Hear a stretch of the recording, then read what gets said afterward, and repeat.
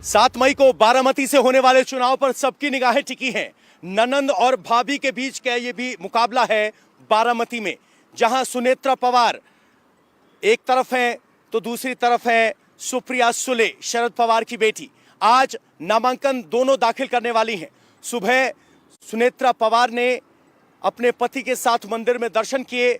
10 बजे नामांकन दाखिल करने वाली हैं तो 10:30 बजे उनकी ननंद सुप्रिया सुले नामांकन दाखिल करेंगी। इससे पहले सबकी निगाहें इस बात पर हों कि रोड शो में ताकत कैसे दिखेगी। दिनेश मौर्य हमारे साथ हैं। दिनेश, ननंद और भाभी आमने सामने हैं, नामांकन का मौका है, कौन ज्यादा मजबूत दावेदार दिख रहा है आज भीड़ को देखकर?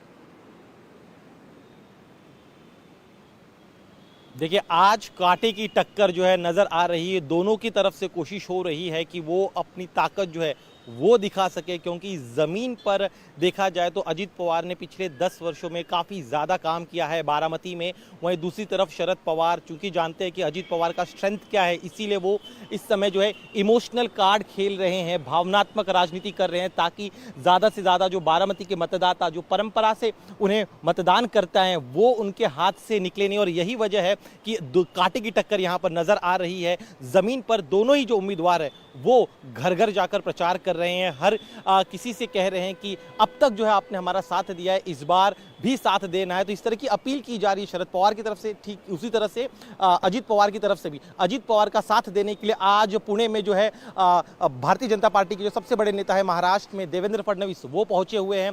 वो इंतजार, वो भी नॉमिनेशन में साथ में जाएंगे। इसके अलावा एकनाथ शिंदे खुद यहाँ पर मौजूद रहेंगे। वहीं दूसरी तरफ शरद पवार की बेटी सुप्रिया का साथ देने के लिए महाविकास आघाड़ी के भी तमाम बड़े नेता यहां पर आए हुए हैं। जब नामांकन दाखिल करने जाएंगे तब महायुति और महाविकास तमाम बड़े नेता आए हुए हैं। दिनेश, आप हमारे साथ बने रहिए। सबसे पहले सुनवा देते हैं कि सुप्रिया सुले का क्या कहना है।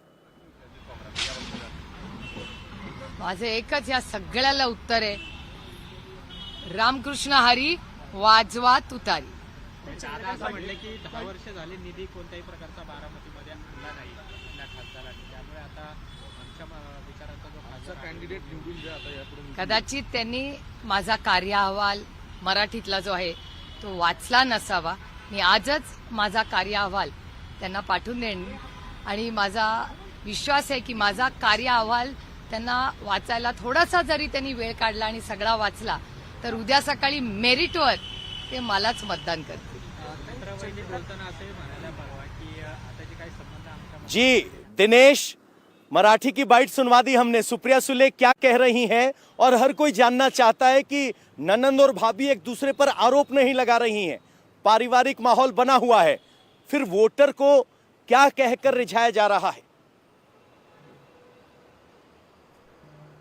देखिए, बारामती में लगातार पिछले 3 बार से सांसद खुद सुप्रिया सुले है, तो अब उन्होंने अपनी बातचीत में यही कहा कि आप मेरिट पर मतदान करिए। मेरिट का आधार ही आपके वोट का अर्थ होना चाहिए, क्योंकि पिछले 3 बार जब से आपने मुझे मौका दिया तो पार्लियामेंट में मेरा परफॉर्मेंस किस तरह से रहा है, साथ ही में मैंने जो ज़मीन पर काम किया है उस आधार पर आप मुझे जो है पैमाना तय करिए और आप मुझे मतदान करिए। वहीं दूसरी तरफ जो अगर पिछले महीने भर के हम इनके बयानों की बात करें तो एक सटीक जो आरोप लगातार लगाया जा रहा है सुप्रिया सुले की तरफ से कि सुनेत्रा पवार जो है वो कभी भी राजनीति में नहीं रही है। जनता से बातचीत करते अपने भाषण में बहुत बहुत शुक्रिया आपका।